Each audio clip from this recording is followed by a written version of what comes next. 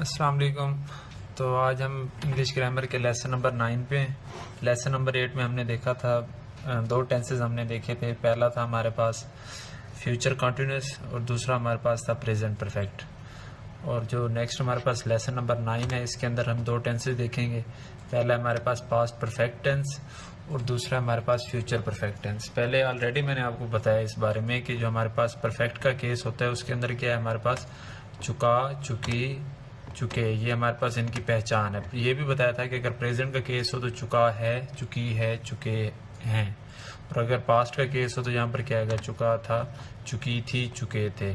इसी तरह लिया था, ली थी, लिए थे, ये भी हमारे पास इसी के अंदर आता है। उसने अपना काम कर लिया था, यानी कि ये या वो अपना काम कर चुका था, दोनों का सेम मीनिंग है। अब इसकी स्ट्रक्चर हमारे पास हम देखते हैं तो सबसे पहले सब्जेक्ट आएगा, उसके बाद वहाँ पे था हैज़ या हैव, यहाँ पे हम हैड यूज़ करेंगे, ओनली हैड।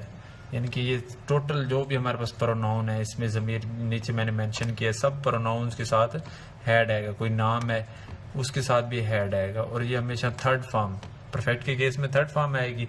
तो सबसे पहले सब्जेक्ट है, उसके बाद हैड है, फिर थर्ड फॉर्म है, उसके बाद ऑब्जेक्ट और फिर कोई एक्स्ट्रा चीज़ है। तुम स्कूल जा चुके थे। अब हम तुम हमारे पास क्या सब्जेक्ट, यू के साथ क्या आएगा, हैड तो सबके साथ आना है। उसके बाद जाना, गो की third form, gone to school. तो ये हमारे पास सिंपल इसका जो स्ट्रक्चर है वो यही है कि सब्जेक्ट, उसके बाद हैड, फिर थर्ड फॉर्म। अब हम मनफी की तरफ चलते हैं। वो मैं आपको पहले भी बता चुका हूँ कि फ़िक्रे की पहचान मनफी के लिए फ़िक्रे में नहीं तो लाजमी है।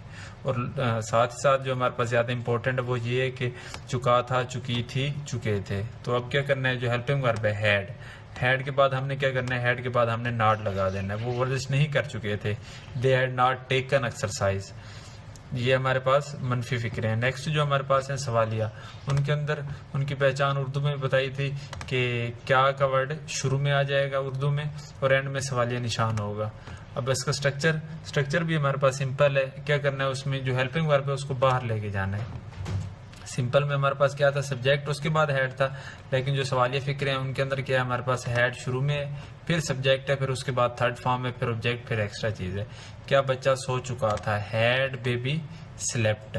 यानी कि ये जो हेल्पिंग वर्ब है ये हम बाहर लेके आए हैं। उसके बाद हमने सब्जेक्ट लगाया, उसके बाद वर्ब लगाई, ऑब्जेक्ट यहाँ पे नहीं था तो ये हमारे पास कंप्लीट बन गया।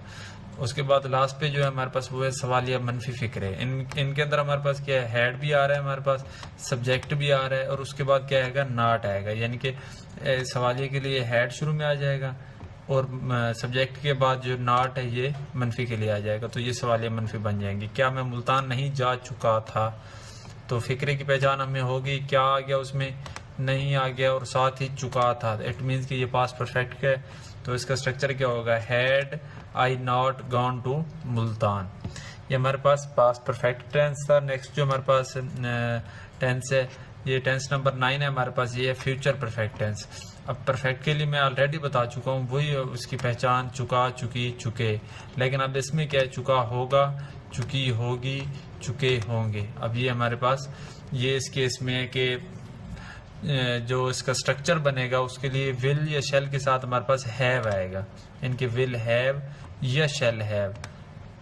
हमारे पास शुरू में हमने देखा था प्रेजेंट इंडेफिनेट में सिर्फ विल या शेल आ रहा था, फिर हम आए थे फ्यूचर इंडेफिनेट में, सॉरी, विल या शेल आ रहा था, फिर हम आए थे फ्यूचर कॉन्टिन्यूस पे, उसमें विल भी या शेल भी आ रहा था। और यहाँ पे हमारे पास क्या आएगा, विल हैव या shall have. It means will या शेल के साथ ही कोई हेल्पिंग वर्ब इंक्रीज हो रहा है। जैसे यहाँ पे विल हैव है, हम सो चुके होंगे, वही के साथ क्या आएगा, वही शेल हैव स्लेप्ट। वो मैंने नीचे बता दिया कि आई और वही के साथ शेल है, बाकी सब के साथ विल हैव आएगा। उसके बाद मनफी फ़िक्रे हैं। मनफी फ़िक्रे में हमारे पास क्या है, ये इंपॉर्टेंट बात है, विल या शेल के बाद नॉट लगाना। जैसे फ्यूचर कॉन्टिन्यूस में था विल नॉट बी या शेल नॉट बी, इसी तरह विल नॉट हैव या शेल नॉट हैव आएगा। तुम किताब नहीं खरीद चुके होगे, यू विल नॉट हैव, तो खरीदना, बाई की थर्ड फॉर्म हमारे पास क्या है, bought, you will not have bought book. अब जो हमारे पास नेक्स्ट है वो है सवालिया फ़िक्रे। सवालिया में हमारे पास क्या है, विल या शेल शुरू में आ जाएगा, उसके बाद सब्जेक्ट और फिर हैव आएगा। यानी कि विल हैव इस तरह नहीं होगा कि विल हैव और फिर सब्जेक्ट है, नहीं, पहले विल या शेल आएगा, फिर सब्जेक्ट आएगा, फिर हैव आएगा। क्या हम चाय पी चुके होंगे, शेल वी हैव। अब ये देखें, शेल हमारे पास आ गया, उसके बाद सब्जेक्ट आया और उसके बाद हैव आया और उसके बाद थर्ड फॉर्म है। तो ये हमारे पास ये इसका स्ट्रक्चर बनेगा कि हमने इस विल या शैल शुरू में लगाना है, उसके बाद सब्जेक्ट लगाना है, फिर हैव लगाना है। जो लास्ट हमारे पास टाइप है वो है सवालिया मनफी फिक्रे। अब इनके अंदर हमारे पास क्या है, सवालिया मनफी में उर्दू में क्या पहचान है, क्या भी आ रहा है उनमें और नहीं भी आ रहा है। तो इसका जो स्ट्रक्चर बनेगा, विल या शैल शुरू में लेके आएंगे, उसके बाद सब्जेक्ट, फिर नॉट और फिर हैव आएगा, यानी कि सब्जेक्ट के बाद नॉट आएगा। जैसे यहाँ क्या वो पौधों को पानी नहीं लगा चुका होगा। अब इसमें स्ट्रक्चर क्या बनेगा, क्या वो पौधों को पानी नहीं, यानी कि ये सवालिया भी है और मनफी भी है और साथ ये फ्यूचर परफेक्ट का सेंटेंस है।